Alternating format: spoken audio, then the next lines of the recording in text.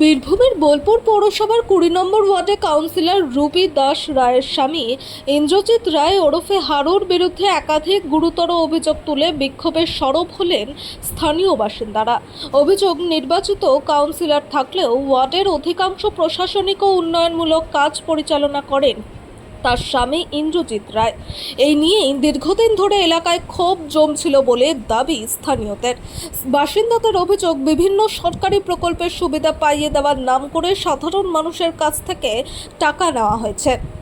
এমনকি উন্নয়নমূলক কাজ ও সরকারি পরিষেবার ক্ষেত্রেও কাটমানি দাবি করা হতো বলে অভিযোগ তুলেছেন এলাকার একাংশ।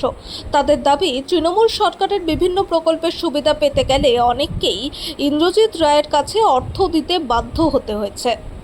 এলাকাবাসীর আরও অভিযোগ, ওয়ার্ডের বহু জরুরি রাস্তা সংস্কার ও উন্নয়নের কাজ উপেক্ষিত থাকলেও ব্যক্তিগত স্বার্থে নিজের কেনা জমিতে যাতায়াতের সুবিধার জন্য রাস্তার নির্মাণ করা হয়েছে। ফলে সাধারণ মানুষের প্রয়োজনীয় পরিকাঠামোগত উন্নয়ন থেকে বঞ্চিত হতে হয়েছে বলে অভিযোগ। আবাস যোজনা সহ বিভিন্ন আবাসন প্রকল্পে বাড়ি পাইয়ে দেওয়ার প্রতিশ্রুতি দিয়ে বহু মানুষের কাছ থেকে টাকা নেওয়া হয়েছে বলেও অভিযোগ উঠেছে। স্থানীয়দের দাবি, প্রায় 4 বছর আগে টাকা নেওয়া হলেও এখনও অনেকের বাড়ির কাজ সম্পূর্ণ হয়নি।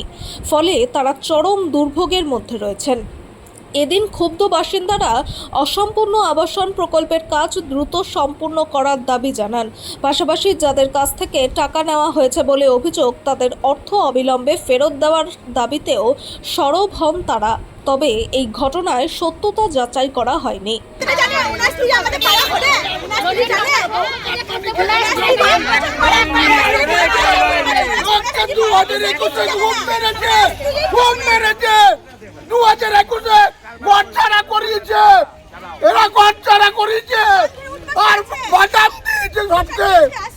এদিকে জোর করো আর জেলে পড়ো, একদম